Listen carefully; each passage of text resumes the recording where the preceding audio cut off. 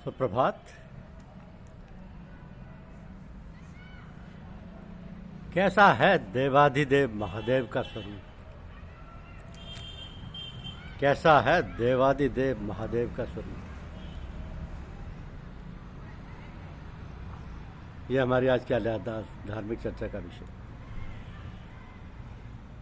शिव योग साधना का प्रतीक है। शिव कामरिपु है।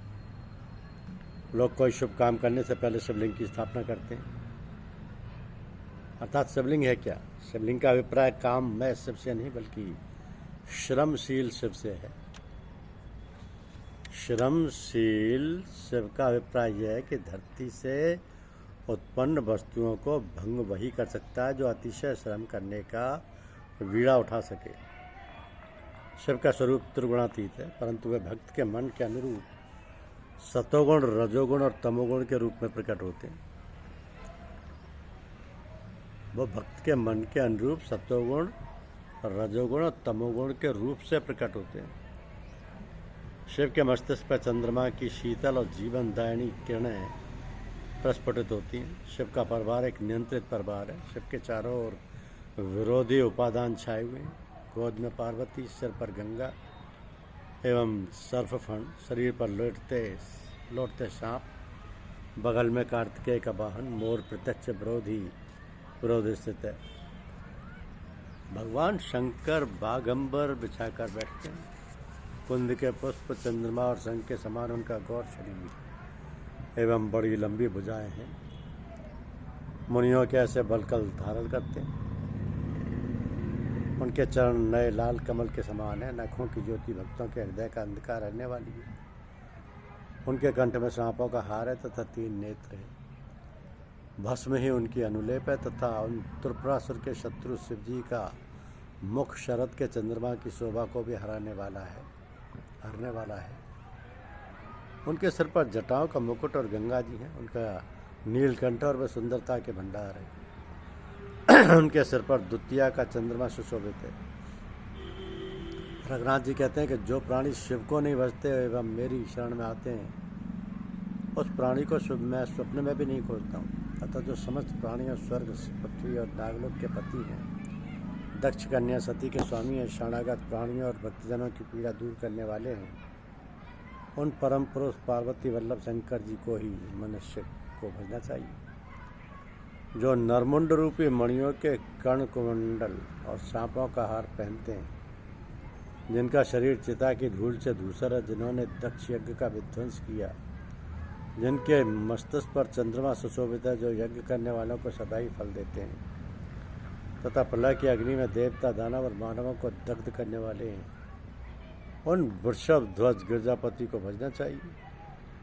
जो मृदंग को डमरू बजाने में निपुण है, मधुर पंचम स्वर के गान में जो कुशल हैं, जिनका वाम भाग सदा पार्वती जी से सुशोभित रहता है, जो नारायण के प्रिय और कामदेव के मद का नाश करने वाले, उन गिरजापति को भजना चाहिए।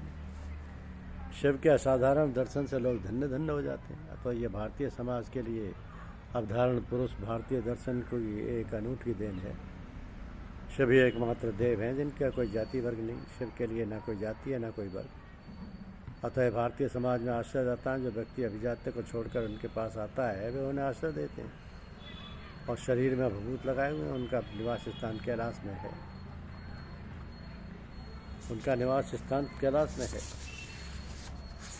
भगवान शिव को किसी भी देव पूजन में मनुष्य को स्नान आदि से शुद्ध तो होना ही पड़ता है। यदि संभवतः कठिनाई ना हो तो पूजा करने वाले को सिले हुए वस्त्र पहनने हुए नहीं होना चाहिए। आसन शुद्ध होना चाहिए। भस्म, त्रिपुंड और रुद्राक्ष की माला ये शिव पूजन के लिए विशेष सामग्री है जो पूजक के शरीर पर होना चाहिए। भगवान शंकर की पूजा में तिल का प्रयोग नहीं होना चाहिए और चंपा का पुष्प नहीं चढ़ाना चाहिए।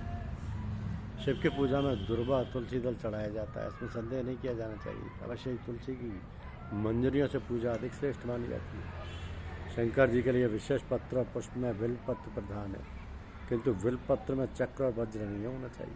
बिल्वपत्र में कीड़ों के द्वारा बनाया हुआ जो चक्र सफ़ेद चिन्ह होता है उसे चक्र कहते हैं और बिल्वपत्र के डंठल की ओर जो थोड़ा सा मोटा भाग होता है उसे वज्र कहा जाता है। वो भाग तोड़ देना चाहिए।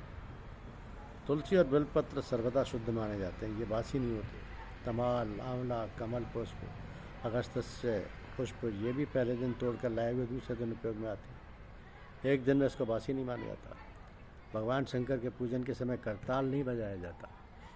शिव की परिक्रमा में संपूर्ण परिक्रमा नहीं की जाती। जिधर से चढ़ा हुआ जल निकलता है उस नाली का उल्लंघन नहीं किया जाना चाहिए। वहाँ से प्रदक्षिणा उल्टी की जाती है। शिव जी की पूजा में कुटज, नागकेसर, बंदूक यानी दोपहरिका, मालती, चंपा, चमेली, कुंद, जूही, मौली सेरी, रक्तजबा, लाल उदल, मल्लिका, केतकी के पुष्प नहीं चढ़ाने चाहिए। 2 शंख, 2 चक्र शिला, गोमती चक्र, 2 शिवलिंग, 2 गणेश मूर्ति, 2 सूर्य प्रतिमा, 3 दुर्गा जी की प्रतिमाओं का पूजन एक बार में नहीं करना चाहिए। इससे दुख की प्राप्ति होती है। भगवान शंकर की आदि बार, विष्णु की 4 बार, दुर्गा जी की 1 बार, सूर्य की 7 बार तथा गणेश जी की 3 बार परिक्रमा करना चाहिए। शिव जी को भांग का भोग अवश्य लगाना चाहिए। लोगों की यह धारणा कि शिव जी को लगाया गया भोग भक्षण नहीं करना चाहिए, गलत है। केवल शिवलिंग को स्पर्श कराया गया भोग नहीं लेना चाहिए। धन्यवाद।